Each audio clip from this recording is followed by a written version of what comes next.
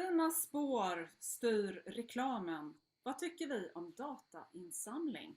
Ja, det är temat för dagens kunskapslunch, ett av många öppna evenemang på Handelshögskolan vid Göteborgs universitet. Och jag vill gärna tipsa dig om att ta del av dessa olika evenemang genom att följa oss på Facebook eller gå in på vår webb och kolla, för det uppdateras löpande och det händer väldigt mycket på Handelshögskolan vid Göteborgs universitet.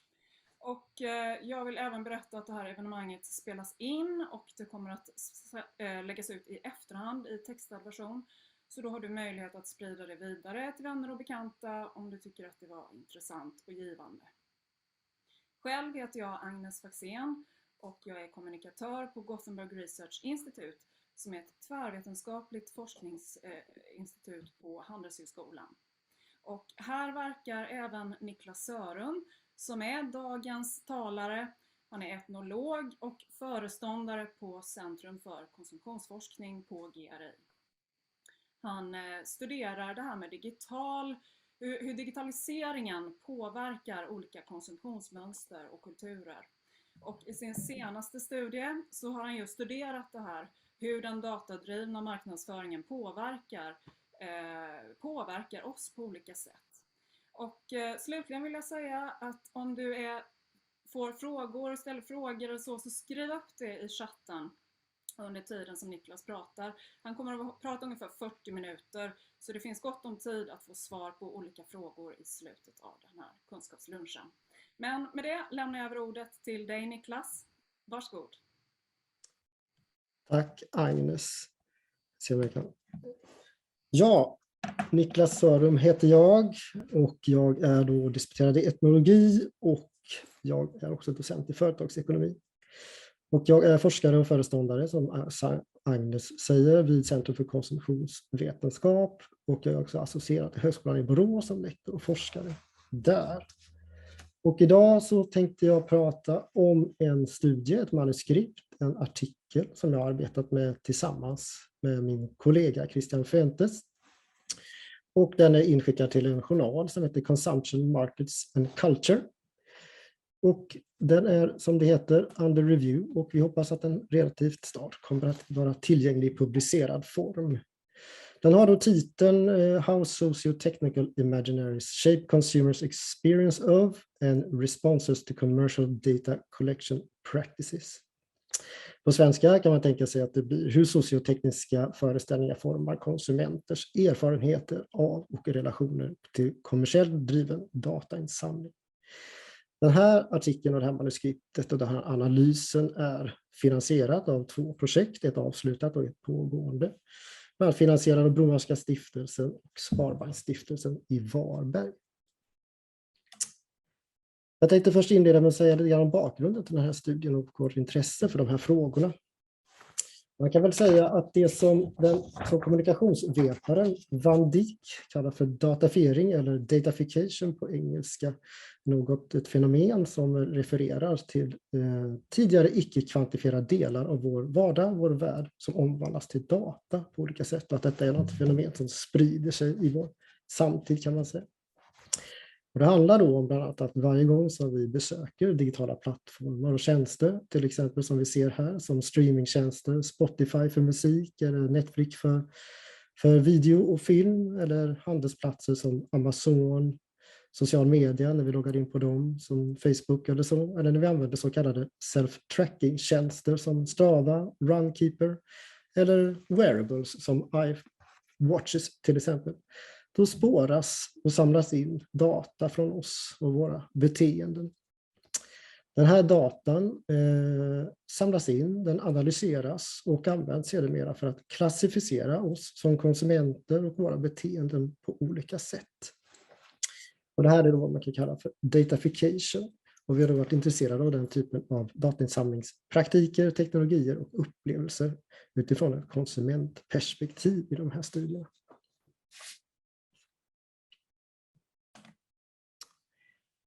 Det här är inte minst irrelevant fråga då om man tittar lite grann på hur det ser ut i den svenska kontexten och den årliga undersökningen av svenskarnas internetvanor och grad av digitalisering i Sverige, svenskarna och internet, detta är förra årets siffror. Så skriver man bland annat i Sverige, år 2001, så är digitala livet lika vardagligt som det verkliga livet. Så vi handlar, arbetar och vi umgås på nätet. Och många av de här sakerna som vi gör på nätet är i form av olika användning av olika teknologier som samlar in vår data och använder den till att marknadsföra och att personifiera våra flöden och så vidare. Det är den typen av verktyg som den här statistiken visar att vi uppskattar till exempel att använda. En stor majoritet använder social media till exempel. Många träffar sina partners via digitala plattformar numera som Tinder och så vidare som samlar data förstås om oss. Och våra hem är i allt större utsträckning också uppkopplade och därmed teknologier som på olika sätt formar våra liv och som samlar vår data. Det kan vara röststyrda assistenter eller högtalare och så vidare. Många använder e-handelsplattformar och många vuxna har också sådana här prenumerationer på streamingtjänster och så vidare. Det här visar ju att man kan tolka det som att det är siffror som pekar på någon slags tillit för de här teknologierna och så. Och att man uppskattar fördelarna och bekvämligheten att använda dem på olika sätt. Men samma studie och en lång rad andra studier, både svenska och internationella sådana, pekar på att det finns också en växande oro kring den här datainsamlingen som ständigt pågår och som omger oss på olika sätt i vår vardag. Det kan vara fråga om identitetsstöld. Det kan också handla om att man är orolig för sin integritet på olika sätt. Vad händer med den data jag lämnar från mig? Vilken data samlas in och var hamnar den? Och så. Jag kommer att återkomma lite grann kring den typen, kring de här frågorna i den här presentationen också. Hur som helst. Vi anser då, och vi grundar också vår studie och våra frågeställningar kopplat till den här potentiella kulturella konflikten om just datainsamlingsteknologier och datadriven marknadsföring baserad på den typen av data. Då. För å ena sidan kan vi säga att det finns argument, bland annat från företagsvärlden naturligtvis och tech-innovation och så, för datadrivna produkt- och servicerekommendationer och allmänt en datainsamling som framhåller att detta erbjuder då användaren, konsumenten fördelar som att det är bekvämt och det ger dig individualiserade upplevelser, personifierat flöden och en effektivitetsaspekt kopplat till det där. Men det är också då naturligtvis kopplat till för företag framhåller att det handlar om att man kan effektivisera verksamheten, beslutsfattande och öka försäljning och se till att kundresan fungerar smärtfritt och mer effektivt också. Och andra sidan så växer då oron som sagt kring det här med frågor om manipulation, frågor om övervakning, aktörskap, vem har kontroll över datan, förlorar jag min kontroll, maktrelationer om vem som har rättighet till datan och så vidare och samlas det hos stora plattformar och så. Att det reser ju stora frågor kring sånt som vad bör företag veta om sina kunder, vad händer om konsumentdata hamnar i fel händer, om det lagras i stora databaser, så kallade data breaches och så vidare. Men också en sådana fråga som har med demokrati och frihet att göra och vad dras gränsen mellan påverkan och manipulation. Sånt här har ju blivit aktuellt, inte minst i samband med Cambridge Analytica-skandalen 2018 och så vidare. Med bakgrund i detta då, så formulerar vi förstås syfte och frågeställningar, forskningsfrågor i relation till våra studier och våra projekt. Och brett kan vi väl säga då att det handlar om att studera den här typen av frågor utifrån konsumenters egna erfarenheter av och reaktioner, positiva och negativa, på datadriven reklam och försöka att göra då deras digitala dataspår tillgängliga för kommersiella syften. Och vi formulerar forskningsfrågor som sagt. Och det handlar då bland annat om vilken typ av kunskap har konsumenter om datadriven marknadsföring och datainsamling utifrån ett vardagsperspektiv. Hur upplever man detta? Hur känner man kring detta? Och hur tolkar man den här typen av datainsamlingsteknologier som det ofta handlar om? Vilka värden har de? Vilken mening tillskriver man dem? Och så i relation till sitt vardagsliv och hur man använder den här typen av teknologier. Utvecklar man positiva förväntningar på beroenderelationer till den här typen av plattformar och så? Eller utvecklar man typ av motstånd eller kritik så där, mot den här påträngande former av reklam kanske? Och det här med spårning av digitala spår eller personlig information och så. Och då ska jag nämna någonting kort om vilken typ av material, vilken typ av data som vi bygger vår analys på. Så kan man väl säga att det är ett empiriskt material som består av ett antal djupintervjuer, etnografiska kvalitativa intervjuer. Där vi har pratat med människor med lite olika bakgrund, olika ålder, olika kön och teknisk erfarenhet om den här typen av frågor. Då. Och vi har också ställt frågor om vilka typer av teknologier, plattformar man använder i sin vardag, till vilka syften och sådär. Och mötet med förstås datadriven riktad reklam. Så. Baserat då på det här materialet, på de här djupintervjuerna, så utvecklar vi en analys i det här pappret om de föreställningar, sociotekniska föreställningar om just datainsamlande teknologier som konsumenter använder sig av för att tolka sin interaktion, sin användning och sin förståelse av den här typen av praktiker och tekniker. Då. Jag kommer att återkomma till det här begreppet sociotekniska föreställningar eftersom det är vårt analytiska ramverk i den här studien. Men också då kort om resultat redan nu, som jag förstås kommer att komma in på snart, lite närmare. Då har vi vaskat fram så att säga 3 stycken förhållningssätt utifrån vårt empiriska material kring den här kontinuerliga datalagringen, datainsamlingen, hur det påverkar konsumenter och deras tolkningar. Då. Så det kommer jag att prata om lite grann här i den här presentationen. Och alldeles kort innan jag kommer in på det och det analytiska ramverket som vi använt oss av, så ska jag bara nämna att i den här artikeln så positionerar vi också vår studie, förstås som man gör i de här vetenskapliga sammanhangen. Och det gör vi bland annat genom att peka på att tidigare studier på det här området, de tenderar att huvudsakligen då ha ett individfokuserat perspektiv och ofta bygger de på kvantitativa studier och frågor kring till exempel privacy online och liknande frågor. Då. Där de mäter kunskap och attityder och känslor i relation till den här typen av datainsamlande teknologier. Då. Och det visar bland annat då att konsumenter ofta uttrycker en slags negativ attityd eller oro över kommersiell övervakning. Studier visar att majoriteten gör väldigt lite åt detta. Man gör lite för att förhindra att företag då samlar in deras data, och det brukar man då kalla och undersöka som en form av privacy paradox. Vilket då visar att det finns ett gap mellan de här attityderna och själva beteendet. Då. Hur som helst, jag ska inte fördjupa mig i detta för det har jag inte tid till. Men vi menar att den här typen av studier än så länge säger ganska lite om vilka sociokulturella krafter eller kulturella kontext som formar människors förståelse och relationer till den här typen av datainsamling då för kommersiella syften. Och här kommer vårt då perspektiv med de här sociotekniska föreställningarna in som ett slags verktyg för att hjälpa oss att kunna förstå och säga någonting mer om den här kontexten och sammanhanget som kan forma konsumenters tolkningar av datainsamling. Vad är då det här med sociotekniska föreställningar eller sociotechnical imaginaries som ett analytiskt ramverk? Jo, man kan säga att det flyttar upp förståelsehorisonten från den individuella enskilda konsumenten till att förstå konsumenters erfarenheter av ny teknologi som någonting som formas av kollektiva föreställningar. Vad är det till exempel som gör att vi i allt fler sammanhang kan tänka oss att se att människor ägnar sig åt till exempel egenvård eller self-care som ofta förekommer i samband med teknologier som mobiltelefonen till exempel. Att vi förväntas använda teknologier som mobiltelefoner för att spåra vår hälsa till exempel. Man kan tänka på det här med self-care och self-tracking som en slags socioteknisk föreställning då. Som ju i det fallet handlar om att vara i kontroll över sin egen hälsa.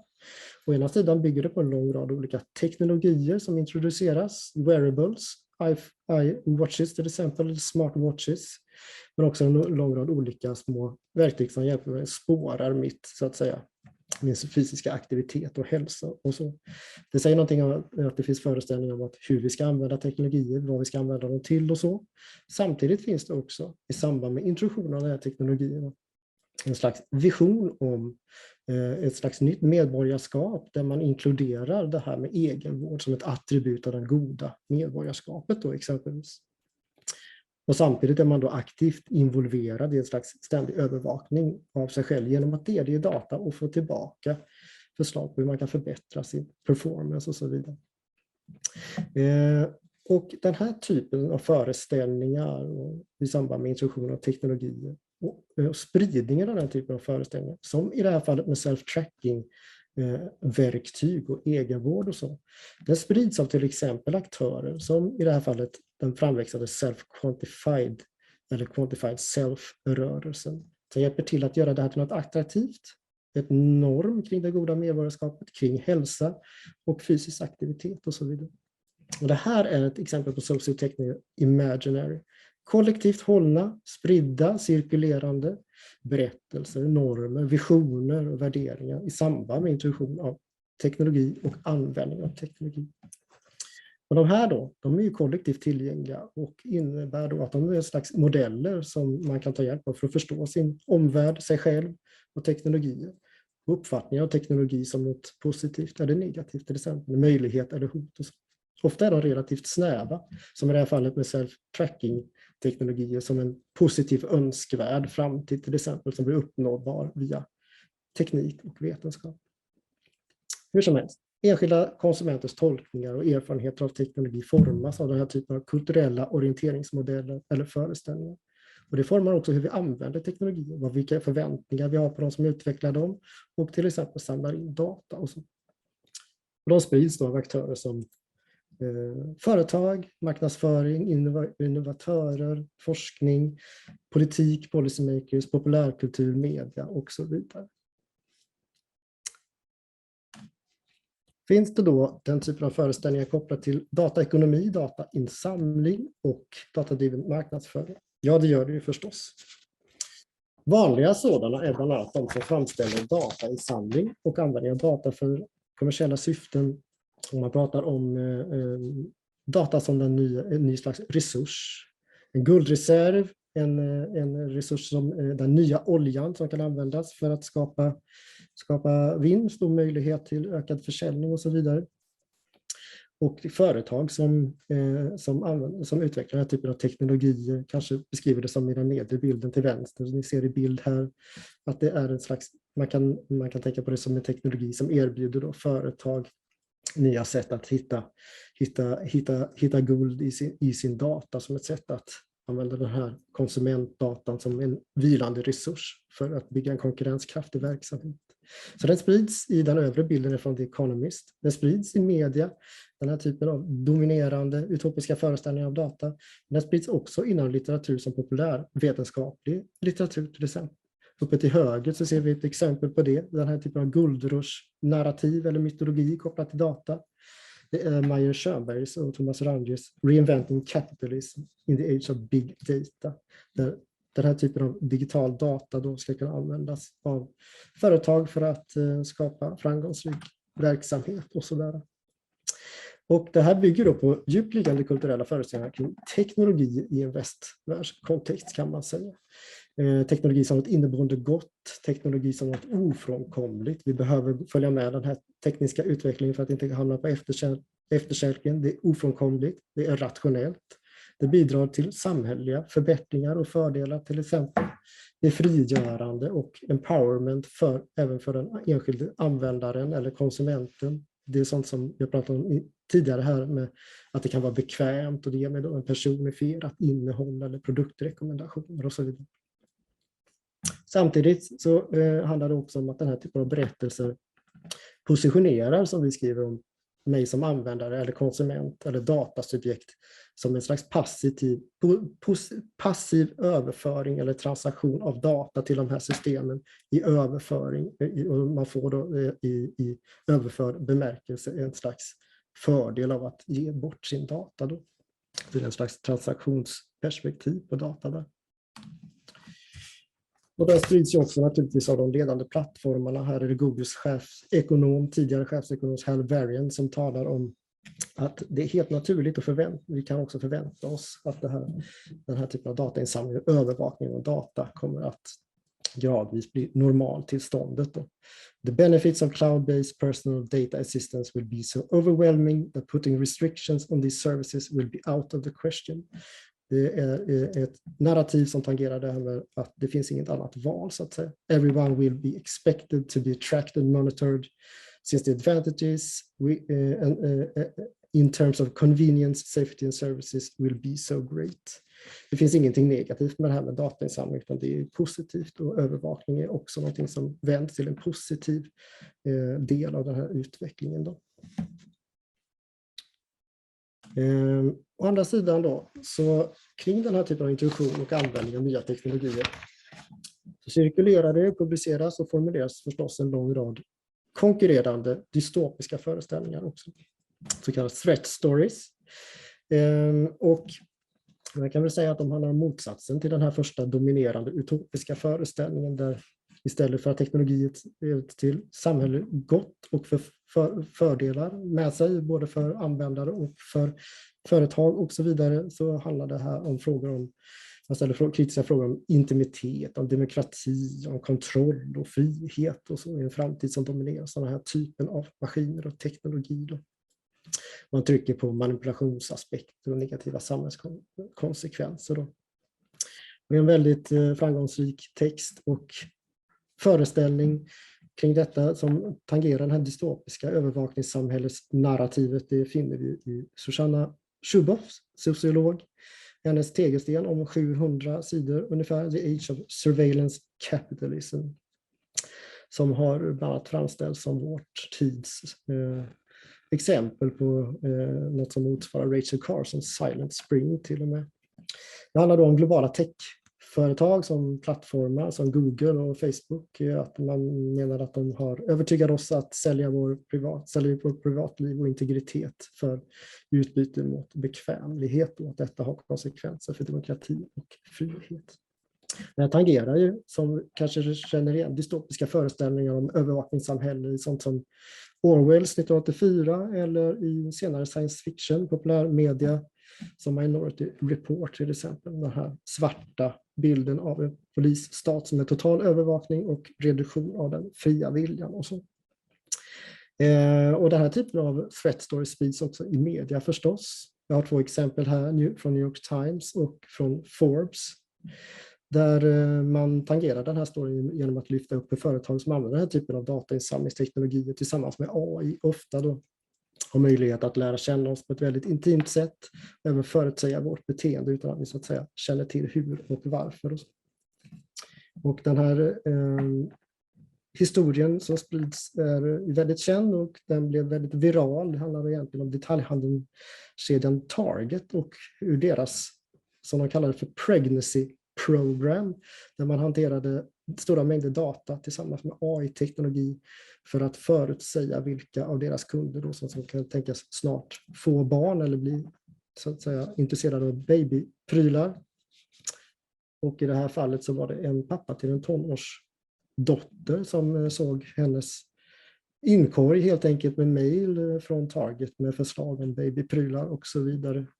Och han blir rasande och beger sig till Target för att ilsket förklara för dem att de uppmanade till tonårsgraviditeter.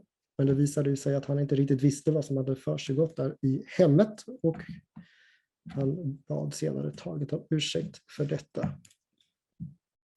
Hur som helst, den här typen av dystopiska föreställningar till datainsamling och så, och till den här datainsamlande teknologier, man positionerar då snarare, om ni tänker i relation till den tidigare föreställningen, datasubjektet är konsumenten som också som passiv, men där dataöverföringen inte ses som en positiv transaktion utan som tvång och en eftergift till att befinna sig i det här systemet.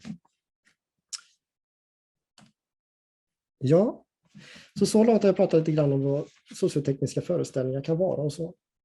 Och att de finns och existerar kring det här med dataekonomi och så.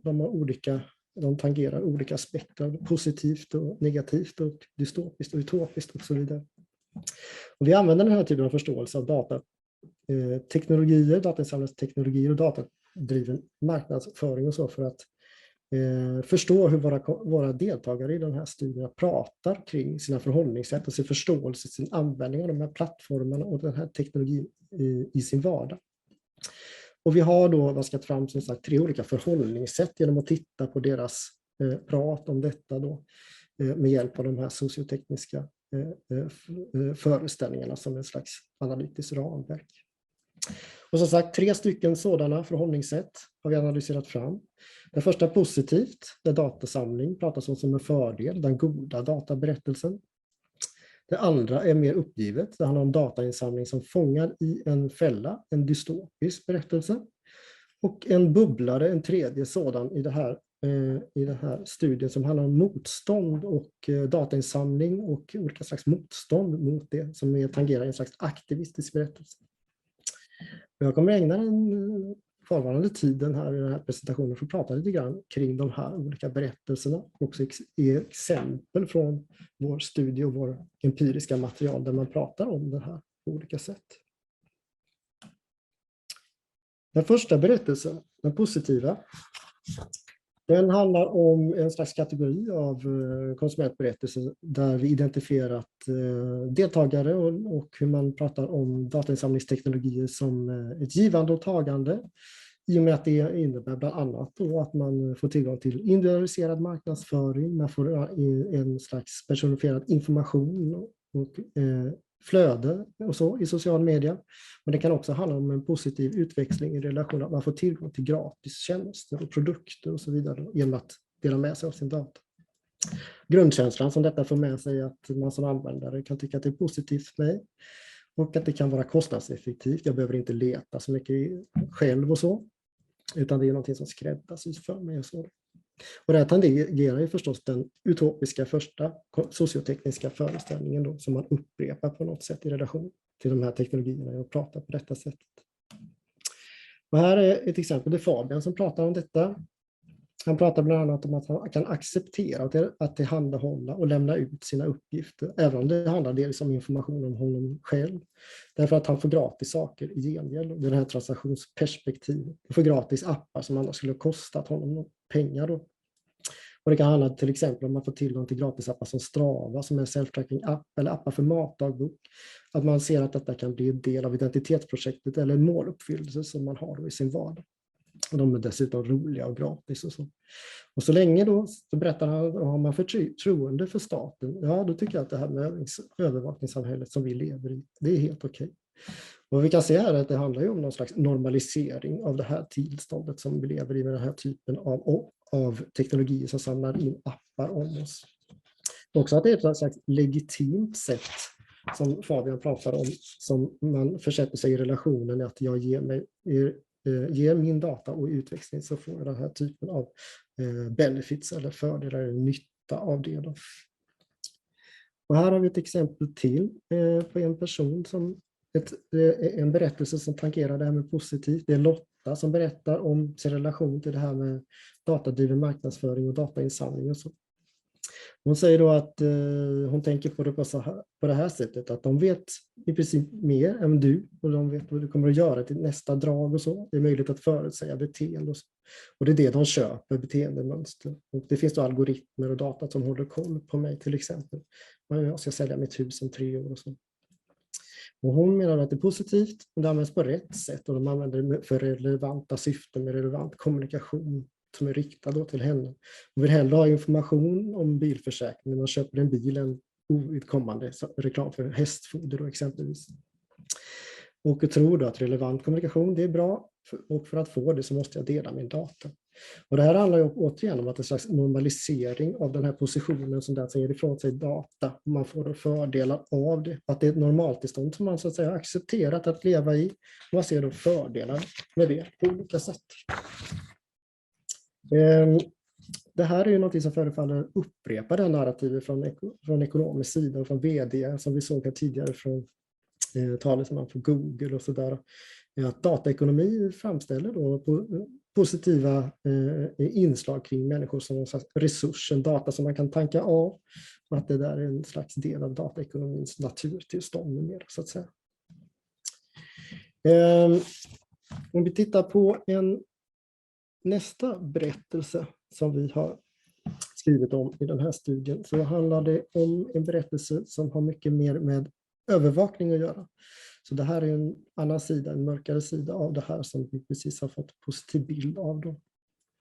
Och i den här berättelsen så finns det ofta en slags resignerad passivitet bland användarna. Och en känsla av att vara fångad då i en slags obehaglig situation som man inte kan göra så mycket åt. Det tangerar känslan av uppgivenhet och man ser på datalagring då utifrån att det är någonting krångligt. Jag har inte riktigt kunskap om det. Jag vet inte vad jag ska göra åt det. Man måste hålla på och anpassa en massa cookies eller så för att begränsa den här insamlingen som ständigt då pågår när jag besöker olika sajter, använder olika appar och så. Och om man tittar framåt, hur man liksom föreställer sig samhället både nu och framöver, så finns det en obehag då inför den här datainsamlingen som ständigt pågår. Känsla av att det inte finns någon annan valmöjlighet. Jag kan inte välja att stå utanför, utan jag måste acceptera det här för att få tillgång till de här fördelarna då, som finns via plattformar och appar och så. Återigen exempel på hur man då, vilken typ av aspekter som deltagare har pratat om när det gäller den här typen av uppgivna berättelsen, så kan vi lyssna på Filip till exempel. Vi pratar här om plattformar som Facebook och huruvida man läser villkor för datainsamling och så, terms and conditions. Och då säger han att men jag tror att det tåget liksom gått och loppet är över om vi tar Facebook. De måste ha ändrat sina sådana här användarvillkor och avtal genom åren och han har automatiskt gått med på dem hela tiden. Känns jag på nya frågor hela tiden. Det betyder att man liksom flyttar fram sin position hela tiden och ber folk att reagera på detta. Då deltagarna tycker att till slut ger man upp, man vet inte vad det handlar om. Acceptera det här är våra nya villkor. Och jag har förmodligen svarat ja. För att få tillgång, för vad ska du annars göra? Säga nej, men då kommer jag inte ha tillgång till det här kontot eller den här plattformen längre. Så det är inte fråga om ett val eller en transaktion, utan man är så att säga tvungen att använda detta. Därför att man är integrerat de här plattformarna i arbetsrelationer, i vardagslivet för att upprätthålla kontakter med familj och vänner och så vidare. Då går man med på allting. Annars kommer man att exkluderas eller uteslutas. Och så blickar han framåt. Och du kan se potentiella problem med detta i framtiden. Hur lång tid kan de här plattformarna ta de här sakerna? Inte bara Facebook. Du tenderar att tänka på det här innehållet som att det är ditt. Men i själva verket, när jag tog de här bilderna, de här videorna, har du gett upp dina rättigheter och så vidare. Och vem är det som äger dem? Det här narrativet handlar ju om en förlust av kontroll. En slags innestängdhet i ett slags system som man inte kan göra så mycket åt då. Någonting ofrånkomligt men också samtidigt normaliserat för att använda så mycket i sin vardag. Astrid tangerar samma uppgivna narrativ när det finns den här typen av frågor inblandat då. Vi pratar om inställningar för cookies och annat, för datainsamlingsinställningar man kan göra på olika plattformar och webbsidor och så. Och problemet här då menar Astrid är att det finns alldeles för många inställningar. Olika sekretessreklaminställningar och det bara fortsätter och fortsätter och så börjar man titta runt och så vet man inte vart man ska leta och sådär. Det är komplicerat, man kan inte riktigt förstå det här så att det finns en kunskapsasymmetri inblandad i detta då. Och dessutom så vet man inte vilket mål de har med den här insamlingen av data och vart de är på väg. Och varför ska de veta vart jag är på väg och vem jag är på det här sättet, mina rörelser i min vardag. Så här lyfts ju frågor om integritet upp naturligtvis. Jag vet inte heller vad de ska säljas till, är det en tredje part inblandat? Och så kommer kategoriseringen här, man tänker på det som Big Brother-system då. Kanske inte just är den där appen som är på väg att göra någonting, utan det alltid hamnar någonstans men man vet inte vart. Och det här upprepar den här tropen om en slags alltid närvarande maskin eller system som då samlar data. Och man vet inte riktigt konsekvenserna av vart detta leder i framtiden. Och de är inte ovetande av att detta händer, men man försöker göra små korrigeringar av datainsamlingsinställningar och så vidare. Men man tar liksom inte steget och lämnar plattformar eller så och totalt exkludera sig själv från att använda dem så att säga, utan man är mer resignerad kan man säga om man tolkar datateknologier inom ramen för det här narrativet. Man begränsar kanske sin användning av plattformar och så vidare. Vi gör lite kort analytisk återkoppling så långt. Kan man väl säga att det viktiga så långt utifrån det här analytiska perspektivet, det är bland annat att uppmärksamma då hur de här två första berättelserna, de här två första sociotekniska föreställningarna som de här konsumenterna, de här användarna kopplar till och använder för att tolka och förstå sin omvärld och sina teknologier. De antingen begränsar eller möjliggör hur konsumenter förstår sin handlingskapacitet och vad man kan göra i relation till datainsamling. Den första, den goda databerättelsen, den erbjuder då konsumenter att bli så att säga empowered, man får någonting gott, man får fördelar av den här datainsamlingen. Den andra berättelsen, där begränsas snarare och minskar då konsumenters rättigheter. Man vet inte, man känner inte till vilka rättigheter man har kring sin data när man väl har lagt upp den och delat med sig. Man vet inte hur man ska begränsa det, så agentskapet, det så att säga då begränsas också om man tolkar datainsamlingsteknologier inom ramen för den här, eller med hjälp av den här föreställningen. Och det finns ju en latent kulturell och politisk konflikt kopplad med till de här två berättelserna. De kämpar ju för dominans i vårt material, kanske även då i en större sammanhang. Och det är viktigt att uppmärksamma eftersom de stöder de här två olika konsekvenserna då vad gäller hur användare eller konsumenter interagerar och tänker och förstår de här olika teknologierna. Men också synen på marknaden och företag och samhället och samhällsordningen i ett större sammanhang. Vart ska det leda? Vilken roll har jag? Vilken position har jag i relation till de här teknologierna? Och så. Jag har då också en tredje berättelse som jag vill presentera. Och det är den som tangerar en närmast aktivistisk natur. När konsumenter pratar om de här teknologierna.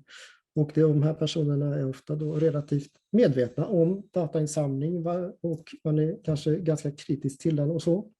Man väljer att på olika sätt och aktivt förhindra att detta sker i vardagen genom att använda sig av andra slags teknologier och andra typer av interaktion med andra plattformar och så. Och den här aktivistiska föreställningen, den finns då parallellt med de här två andra föreställningarna. Det innebär att man agerar då på olika sätt mot den här utvecklingen att dela med sig av personlig information. Man kan som sagt överge plattformar, man kan ändra digitala inställningar, installera mjukvara som adblocking, adblockware eller VPN-tunnlar för att förhindra datainsamling. Man kan också då stödja olika slags tekniska innovationer som mer har att göra med ett narrativ som vi hittar inom till exempel mer aktivistiska startups eller dataaktivism, My Data-rörelsen. Eller mer av en hackeretik om man vill uttrycka det så. Och en annan syn på data som någonting som ska inte kanske hamna i händerna eller enbart kontrolleras av företag för ekonomisk vinst eller syfte, kommersiella syften, utan någonting som snarare tangerar frågor om att tekniken behöver vara till för oss användare och att det är vi som behöver ha kontroll över den på olika sätt. Återigen ett exempel på detta då. Och det här är Kasper som pratar om sin relation till teknologi och hur den har utvecklats över tid och framförallt då synen på datainsamling och vad data ska användas till och så. Man menar att det räckte i sin tidigare situation så att säga, så räckte det inte med bara att ha en telefon och bärbar dator utan man var tvungen att till exempel ha ett iCloud-konto och ansluta din telefon och allt var verkligen kontrollerat. Och det här menar han att de kunde kontrollera hela hans online-upplevelse. Så därför har han då bytt in en massa andra produkter och teknologier som man använder istället i sin vardag för att känna att han har kontroll över vilken typ av data han delar och vilka syften. Och det här är ett starkt narrativ som tangerar det här med autonomi och självkontroll och frihet i relation till datainsamlingsteknologier och så. Och rent praktiskt får det här då konsekvenser i form av att han använder appar som signal, krypterade teknologier, adblockerings- eller annonsblockeringstjänster, webbläsare som inte skickar data. Det ska inte finnas någon data som sänds för att, så att säga, förbättra, som han uttrycker det, deras tjänster, alltså företagstjänster och så. Och det här handlar om att ta tillbaka kontrollen då, i relation till den personliga informationen. Och också att man motsäger det här narrativet kring att data överföring av data innebär att en förbättrad tjänst eller en produkt. Då. Så det är också någonting som man går i clinch med i den här formen av narrativ. Då. Om man tittar framåt, som den sista delen av citatet pratar om, så vet man aldrig, menar då Kasper, att i en framtid med mycket profilering av människor så vet man inte hur den här typen av data kommer att användas och av vem. Det kan vara försäkringsbolag som nekar dig tjänster till exempel därför att man kan med hjälp av data se kanske att du kommer att utveckla en viss typ av sjukdom eller om det är politiskt regeringsskifte. Man vet inte vad datan kommer att användas till och de här profileringsteknologierna ska användas till. De känner att de kan bli av med dem. Det är nästan som Minority Report, som en pre-crime som utspelar sig i det här narrativet. Då. Det här handlar ju som sagt om en helt annan typ av en slags narrativ och en föreställning som är helt annorlunda än den här utopiska föreställningen av datainsamling och datadriven marknadsföring som en aktivistisk diskurs som tangerar idéer om frihet och medborgarskap snarare än att passivt överföra din data som en slags transaktionsrelation i relation till företag. Så handlar det här om en medborgerlig diskurs där man vill ha tänka kring det här med datatillgänglighet i form av rättigheter och medborgerlighet och så. Men också om förstås nya normativa föreställningar om integritet i det här nya dataekonomisamhället som man lever i. Och handlingsfrihet i relation till data, vad den ska användas till och så. Mycket betoning på att ta tillbaka kontrollen och återhämta sin autonomi, ja, som sagt. Om vi återigen då gör en analytisk återkoppling i relation till det som jag har berättat så kan man säga att i jämförelse med den första, den här bra data, den utopiska föreställningen, berättelsen som befriar och erbjuder då konsumenten fördelar genom datainsamling, så begränsar det ju och avgränsar den andra berättelsen, som sagt rättighetsaspekter och sånt som aktörskap och så. Den här tredje berättelsen, den befriar också, precis som den första berättelsen, subjektet eller datasubjektet eller användaren då, men inte göra passivt underordna den här idén om datainsamling utan att aktivt fly från datainsamling. Och det här handlar ju om att den som tolkar den här tolkningen, den här föreställningen om datainsamling som understöd, sådana aktivistiska föreställningar. Det handlar ju om att man rent praktiskt också omger sig med andra typer av verktyg, andra typer av teknologier och så. Och de här kulturella politiska konflikterna som man kan identifiera här med de här tre berättelserna, de ger ju då olika konsekvenser för syn på marknaden, syn på omvärlden, där den här aktivistiska berättelsen visar på nya normativa arrangemang mellan marknader, mellan människor, hur vi ska interagera med varandra i samhället. Med en frigörande vision i botten, de här datainsamlingsteknologierna då. De ska funka i vår medborgarens, i människornas tjänst snarare än att, så att säga, till exempel dominera eller övervaka som är det dystopiska narrativet då, till exempel. Det är viktigt här att poängtera att alla de här tre olika föreställningarna har implikationer för hur de här människorna rent praktiskt interagerar med olika plattformar. Och så. Det utopiska, det dominerande, det positiva, bra data-narrativet, eller föreställningen. De som tolkar den här typen av teknologier genom den typen av tolkningsram till exempel, de kanske interagerar mer med och ger ifrån sig mer data, då får man uppleva att det är en positiv effekt. Medan de som så att säga, pratar mer i relation till det dystopiska narrativet, de minskar eller justerar, ger inte ifrån sig lika mycket, kanske inte använder vissa plattformar lika mycket som man hade gjort annars och så vidare. Så de får rent praktiska implikationer, den här typen av olika existerande sociotekniska föreställningar kring datainsamling. Några korta avslutande reflektioner. So what? Vad får vi ut av allt detta? Det finns en del saker man kan tänka på. Bland annat genom att undersöka sådana här typer av sociotekniska föreställningar som finns tillgängliga och som reproduceras på olika sätt. Om datainsamling och datadriven reklam så kan man ju då nå ny kunskap om distribution, spridning men också karaktären av de här föreställningarna om datateknologi.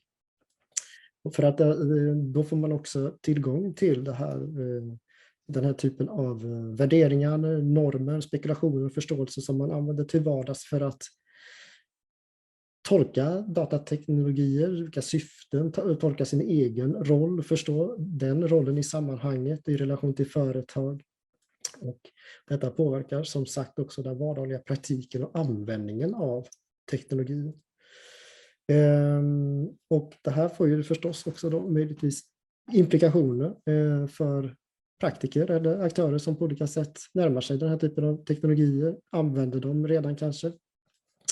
Därför att man bör ju uppmärksamma både negativa och positiva förstås. Värderingar, tolkningar, gemensamma meningssystem kopplade till den här typen av teknologier och hur konsumenter använder dem för att interagera och förstå sin relation med digitala marknadsföringssystem. Om man inte gör det så finns det ju naturligtvis risker. Och en risk är ju att om konsumenter och tolkar upplever den här typen av teknologier som läskiga eller att de bryter mot konventioner och normer för intimitet och integritet och så vidare, då kan det ju slå tillbaka att man drar sig ur den här relationen. Eller att man kräver en annan typ av transparens, en ansvarsskyldighet och så vidare. Som kanske vi också kan se är en tillväxande, en framväxande form av kritik, inte minst i relation till den typen av skandaler vi kan se nästan veckovis med olika slags data breaches och så vidare. Men också inte minst den typen av regelverk som på internationell nivå utvecklas i form av till exempel EUs nya regelverk kring data och Digital Service Acts och så vidare som tangerar vissa av de här frågeställningarna som har med en slags mer allmänt kulturell medvetenhet och politisk medvetenhet kring de här frågorna. Då. Ja, då tackar jag så mycket för mig. Tack för det Niklas, väldigt spännande. Och jag ville faktiskt ställa en egen fråga först och främst. Jag undrar, hur är det att forska kring det här med datainsamling och reklam? Det finns många frågor kring detta. Det är förstås sådana frågor som tangerar etiska aspekter och integrationsaspekter och så. Vad kan vi som forskare ställa frågor om och vad är deltagare intresserade eller villiga att dela med sig av? Det kan ju vara sådana saker som att vi pratar till exempel om vilka plattformar som vi deltar på och så, vad vill informanter i sådana fall dela med sig av. Så man får vara medveten om att det också kan vara känsliga aspekter som man kan få höra berättelser om och så. Så det är en svårighet, helt enkelt de etiska spörsmålen som vi alltid måste förhålla oss till och så, som forskare. Jag förstår. Anneli frågar här, vilken av de 3 föreställningarna, uppfattningarna dominerar? Skulle du säga? Totalt sett eller i vår studie, alltså det här är 2 olika frågor förstås och det är lite oklart vad Anneli frågar efter, men i vår studie så har vi ju sett att de här är utspridda, de här 3 olika föreställningarna bland deltagarna. Men i vårt fall så tenderar den här positiva och den dystopiska tenderar att vara liksom mest framträdande föreställningarna så att säga. Med lite övervikt kanske på de positiva då. Och man kan väl tänka sig att det där hänger ju förstås ihop med att vi under ganska lång tid har levt i en omvärld, den här typen av föreställningar och praktiker kring datainsamling och så, har varit relativt oreglerad. Relativt nyligen tillkom GDPR till exempel, relativt nyligen kom regelverk på EU-nivå och så. I andra delar av världen som USA och eller den amerikanska kontexten är det inte lika reglerat till exempel. Och jag menar, det är ju någonting som, det är en pågående förskjutning gissar jag i relation till en mer kritisk förståelse kring de här teknologierna och föreställningarna kommer också att förändras, tänker jag, över tid i relation till det. Har du någon spekulation om hur den förändringen kommer att se ut? Ja, så man kan tänka sig den här typen av frågeställningar och så. Om vi tänker på företag och de som jobbar med techutveckling och så. Det kanske kan vara till exempel en utveckling vi ser där vi involverar användare på ett annat sätt i innovationsprocessen. Den här typen av föreställningar och farhågor, både positivt och negativt. Och möjliga visioner om framtiden kan bli en del av innovationsprocessen. Redan på system- eller teknologinivå så finns det inbyggd den här typen av aspekter exempelvis. Julia frågar, i den positiva berättelsen så finns det ju en tydlig vinnare. Storföretagen som gärna promotar den berättelsen. Finns det i de andra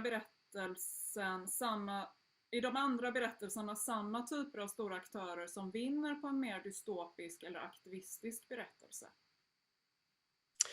Man kan ju se att det är helt andra typer av aktörer, alltså bilderna som frammålas i till exempel den aktivistiska föreställningen, det är en helt annan typ av aktörer. Det är mindre innovatörer, entreprenörer som bygger alternativa system som bygger på annan typ av fördelning av tillgång och ägandeskap till den här typen av data.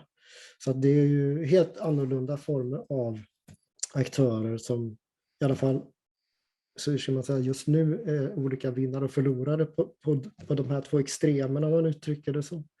Samtidigt så finns det många, till exempel företag men också andra aktörer som jobbar för att skapa transparens och öppenhet kring de här frågorna. Där vi på olika sätt tillskrevs en mer aktiv roll som användare, att vi har någon typ av kontroll över data och så. Så det här är förmodligen en process som kommer gå i dialog med varandra, de här olika föreställningarna. Då kanske det också kommer vara så att det sker en förskjutning i vilka aktörer som kommer kunna dra nytta av de olika föreställningarna. Lars frågar, vad finns det för olika metoder för att radera eventuella digitala spår som lämnas? Måste man ta det med varje enskild källa eller kan man göra det övergripande? Bra fråga. Jag är inte tekniskt kompetent nog att veta speciellt mycket om det. Men jag har ju informanter som har pratat om det, som har använt olika sådana tjänster som kan helt enkelt radera dina spår i en ganska i total mening så att säga. Men jag har dålig insikt i exakt vad det är för system man har använt och så faktiskt. Annika, då har vi en intressant fråga. Cambridge Analytica finns ju inte längre till namnet, men motsvarande uppstod. Hur ser du på att motsvarande Trump- eller Brexit-situation riskerar att uppstå igen? Vi ser ju ständigt hur den här typen av data används av olika aktörer i den typen av syfte. Det är ju sånt som vi får information om det dagligen nästan i media och så. Nu senast så var det ju inte den typen av aktörer, men relationen mellan Kry och Facebook till exempel, där personliga data så att säga riskerar att skickas till fel aktörer och av fel anledning, och vi får hela tiden olika tekniska brister bland annat som man ju har med den här typen av föreställningar att göra, att man inte tar den här typen av frågor på allvar. Jag kan inte se att vi kommer kunna komma undan den typen av risker. Marie frågar, ser man en förändring från marknaden när det gäller datainsamling på grund av negativa reaktioner från konsumenter? Det fanns väldigt stora förhoppningar, eller hur man ska säga, om att, som vi har pratat om flera gånger, Cambridge Analytica-skandalen skulle medföra till exempel förhoppningar med situationstecken då, och att det skulle vara ett stort avhopp från Facebook till exempel. Det var liksom många som talade om att nu hade de fått nog. Det var miljontals som följde sådana här delete Facebook, Twitter, sådana här hashtags och så vidare. Kan du ju se i efterhand att det var väldigt få som i slutändan valde att avsluta sina konton eller att lämna den typen av plattformar. Och så. Är priset för högt så att säga för att hålla sig undan? Ser du det? Alltså hur?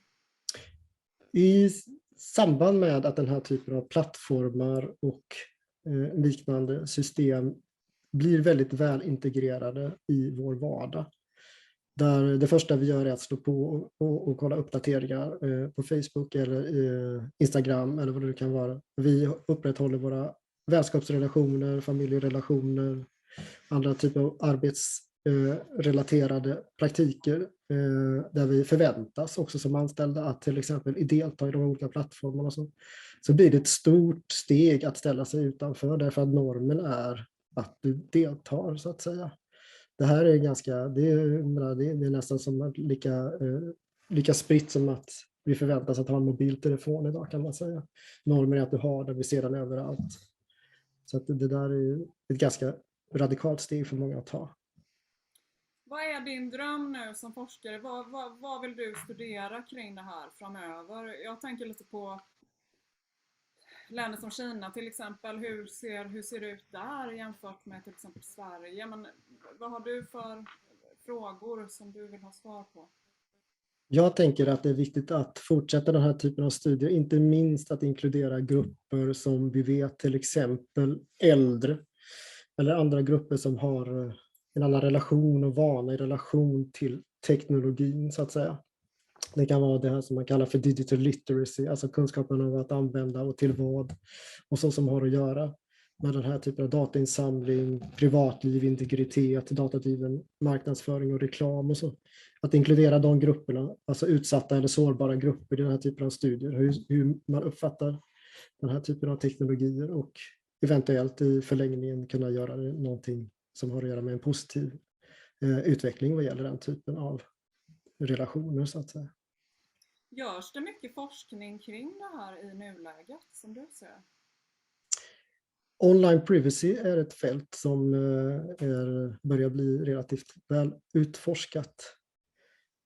Så det är en fråga som vi ser växer intressen. Och det finns få, men det finns ett antal studier som jobbar mer nära konsumenter med form av etnografiska studier och så av plattformsanvändande, och där byggs ju ofta in då frågor som har att göra med privatliv, integritet och datainsamling och så. Det kan finnas studier om self-tracking eller om Facebook-användning och sådär. Vi hade ju en paneldiskussion på GRI om det här med kryptovalutor och blockkedjor och så. Och då kom det upp lite att vissa forskare, samhällsforskare och så, kan känna en viss rädsla att ge sig in i det här, att man kanske tycker att det är för mycket tekniska termer, man har inte riktigt koll på det och sådär. Tror du att det är samma vad gäller det här? Det kan det absolut vara. Det är en veritabel djungel av tekniska begrepp och system.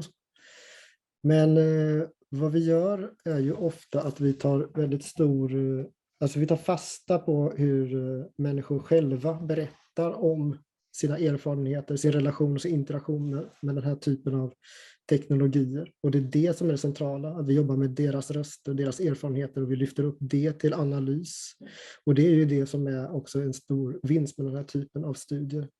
Därför att då får vi en annan perspektiv än kanske det mer konventionella perspektiv, vad de här gör. Om det här är neutrala teknologier som kan användas för att öka effektivitet.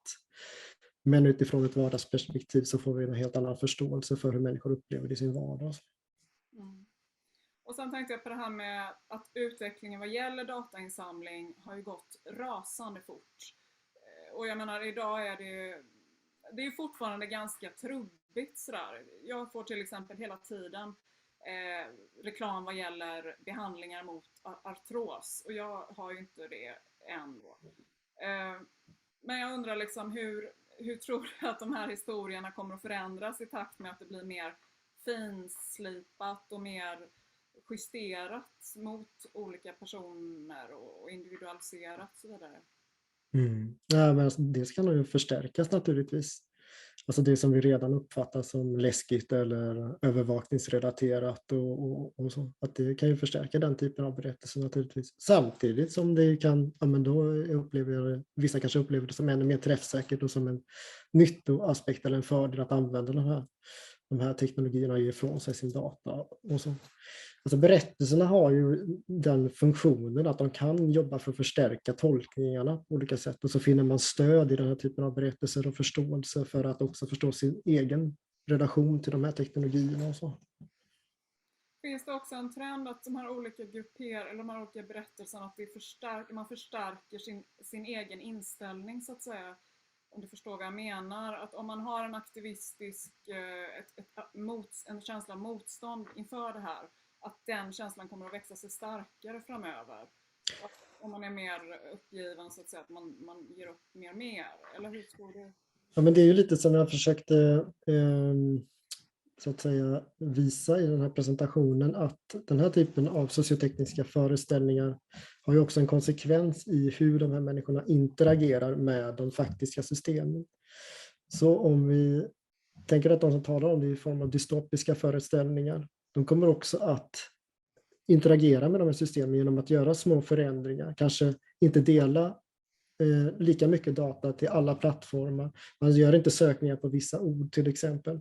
Så att de får ju praktiska implikationer på det sättet. Och kan förstärka ett beteende eller en praktik eller interaktion också. Då. Spännande Niklas. Tack så mycket för att du var med idag och tack ni som var med och lyssnade. Och som sagt, ta del av detta nu i efterhand. Vi kommer skicka länk till alla som har varit med och sprid vidare om ni tycker att det var intressant och kolla framöver vad som händer på Handelshögskolans webb eller följ på sociala medier. Så tack så mycket!